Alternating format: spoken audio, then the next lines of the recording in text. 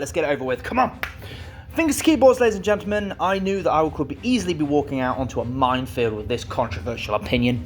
Like, if I manage to make it to the other side without a single scratch, I will be overly surprised.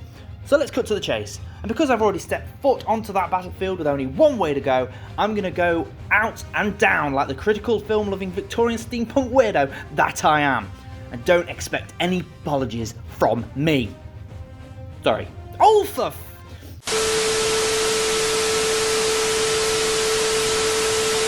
Avengers Doomsday will not save the MCU, and nor will Secret Wars.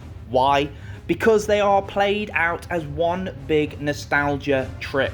For the majority of people following the news from the off of the announcement of Doomsday and getting beyond excited over the recent 4 teaser trailers that were launched before Avatar's Fire and Ash, you can see why everyone is getting excited. Is it the plot? No, not really. When you really think about it and look around, is it the return of old faces, character-accurate suits, team-ups never seen before ever on screen, with old franchises merging together to take on a multi-universal threat? Yeah, pretty much.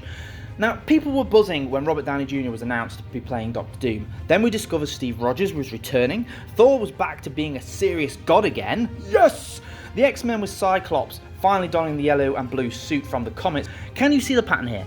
Everything that sparks highlights and conversations, including a rumour that the opening to Doomsday will feature Tobey Maguire's Spider-Man witnessing an incursion that threatens to destroy his universe whilst fighting the X-Men, and then Loki comes into this to recruit him as part of the multiversal Avengers team, once again indicates that nostalgia will play a huge part right off the bat.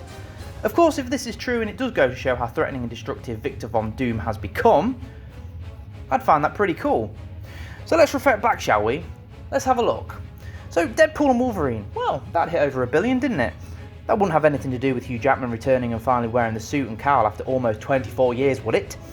Or the return of Wesley Snipes' Blade? Or Elektra? Or that cameo of Chris Evans as Johnny Storm again? Or Channing Tatum's Gambit? No?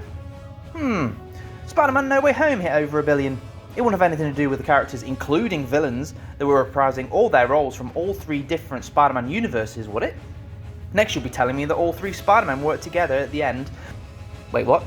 I mean, the story was great overall, I loved it, had a great time, but where was the main buzz coming from? Oh yeah, nostalgia, the team up. Come on guys. So let's hold our horses here. Allow me to clarify that I sound like a right hater, but if you met me, I have Marvel tattoos, I collect the films, and also Marvel memorabilia. You can spur me if you want, but it's clearly factual that this is why it's getting so much attention.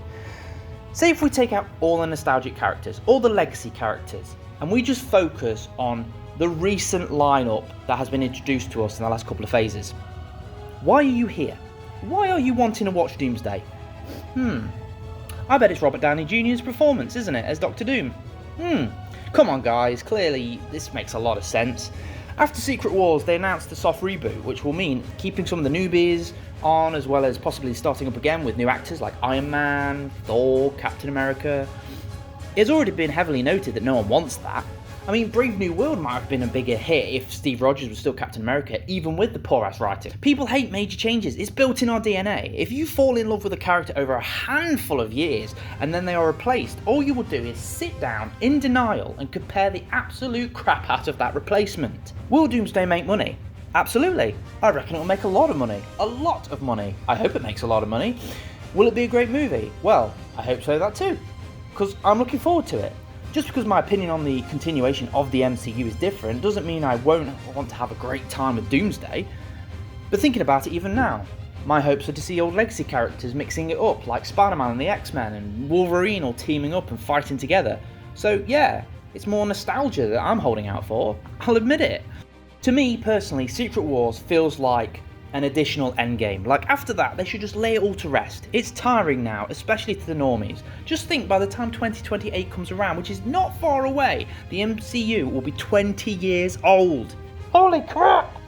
Sometimes you need to appreciate what we have and just let things go. I feel Disney are determined to run this so far into the ground, we will all end getting burnt by the Earth's fucking core. Anyway, I need to calm down and prepare for the backlash to this video, if anything comes of it, as I'm new to YouTube. But anyway, I think I will leave it there and prepare for the end of days. So hopefully, I will see you all again for another video. hopefully. So, if you like what you see, like and subscribe. Bye for now.